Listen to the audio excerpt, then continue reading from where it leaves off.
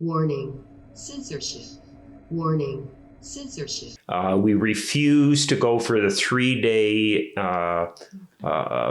hotels. We said we have an empty home at home. Nobody's been in for 5 months. Because we refused their hotels, that cost us each, I believe, $3,700 in fines. I question the validity of a federal law to be enforced via provincial statute.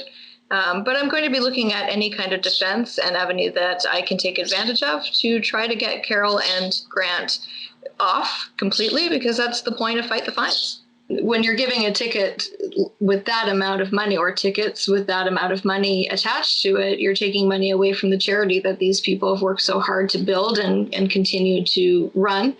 And where's this money really going?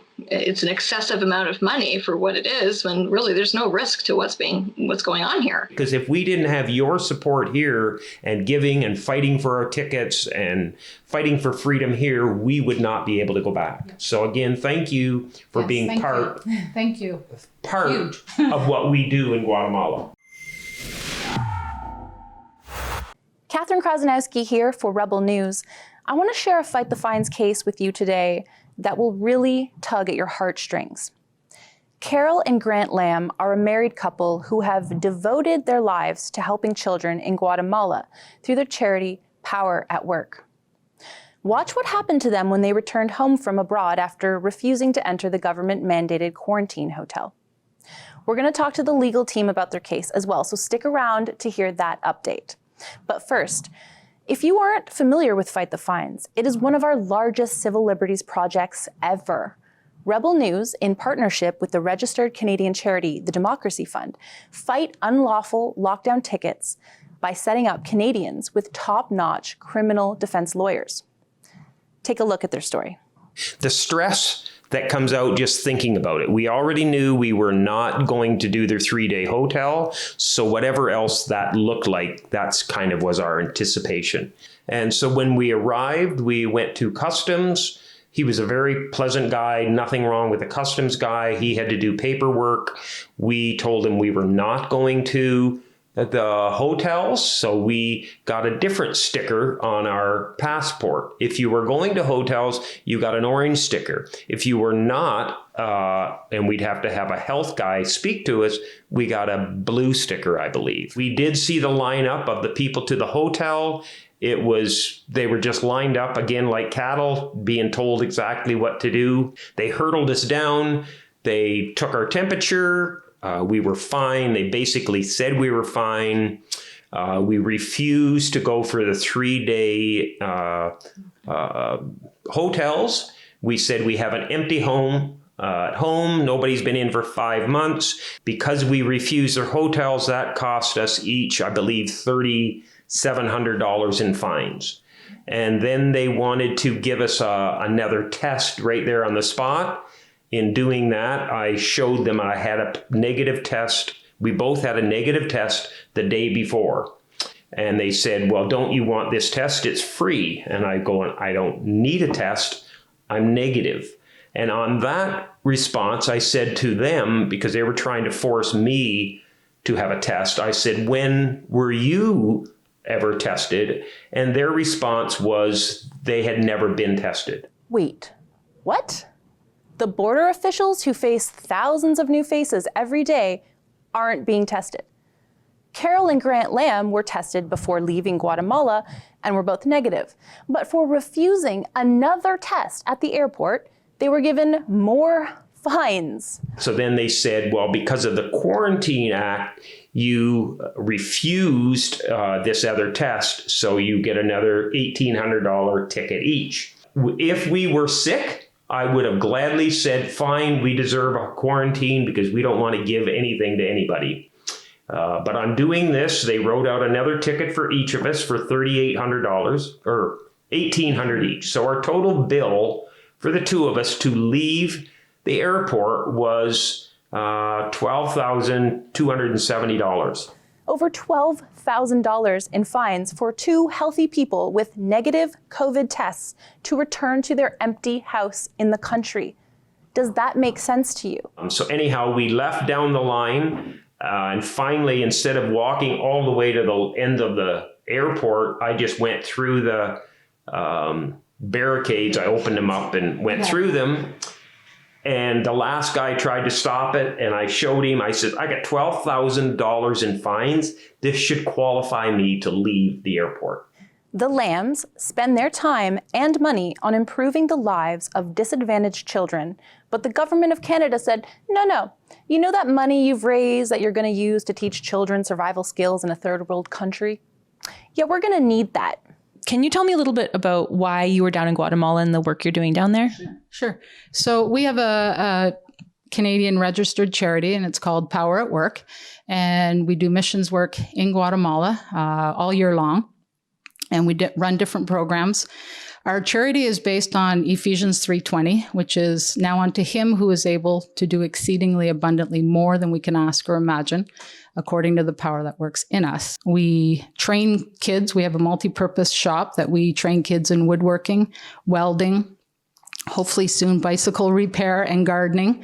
We have nutrition programs. We have sponsorship programs. We do community soccer every day with both young and the older children. We do waffle Sundays. We do hiking. We do biking. Our goal is to empower and inspire these kids, these youth to become better people. God first. And it's actually kind of neat. Primero a Dios, God first. That's their saying. So they're already putting God first, and they're having to put God first because they have nothing. So for us, it's neat to be the hands and feet of Christ, come alongside them and train them and show them how to just be better people, making a better or a bigger impact in their world. I'm actually planning on going back in June for at least the whole month of June, maybe into July. And I think the only thing I'm going to do different next time is I'm not going to line up and be herded. I'm just going to take my suitcase, go under the barricades, and if they want to put me in cuffs, they can put me in cuffs and take me away. But I'm not playing their game anymore. It's so different in Guatemala and normal. Yeah. Like it's normal. We 4.5 months of being hugged and loved by people to come back to this. It's not good. It's horrible. It's horrible. I hate it. I don't know about you, but $12,000 is a lot of money. That's why Rebel News will be helping the Lambs fight these fines. I spoke with our legal team about the Lambs case. Here's what I learned. Well, Grant and Carol are the most altruistic people I've pretty much ever encountered. They're genuine human beings, and it's extremely unfortunate that they were singled out and given these $12,000 fines when there are plenty of people who are doing the exact same thing at airports, not receiving them. I wonder about the legitimacy of the fines. The law obviously does exist. I question the validity of a federal law to be enforced via provincial statute. But I'm going to be looking at any kind of defense and avenue that I can take advantage of to try to get Carol and Grant off completely, because that's the point of Fight the Fines. When you're giving a ticket with that amount of money, or tickets with that amount of money attached to it, you're taking money away from the charity that these people have worked so hard to build and continue to run. And where's this money really going? It's an excessive amount of money for what it is, when really there's no risk to what's going on here. And I think that they're a prime example of people that you don't want to take money away from because they're using it for the utmost good. So is that part of the legal defense, like who they are as people? Well, unfortunately, we can't create a defense based on character evidence. We would have to create a defense based on no-fault defense tactics or other types, depending on how the offense is planning to be classified.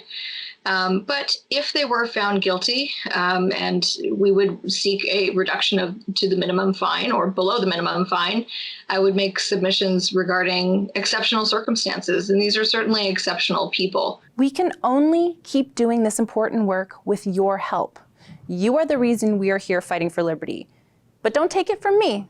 For us, you guys enable us to keep going back, because we are going to go back. And by us knowing you're fighting for our freedom here makes us being able to fight for people down in Guatemala. So you guys now are just one more member of Power at Work who make things because it happen there. Because if we didn't have your support here and giving and fighting for our tickets and fighting for freedom here, we would not be able to go back. So again, thank you for being Thank you. part of what we do in Guatemala. You are on the same team. For Rebel News, I'm Catherine Krasnowski. To help us keep fighting for the liberty of all Canadians, please visit fightthefines.com today and donate. You really can make a difference.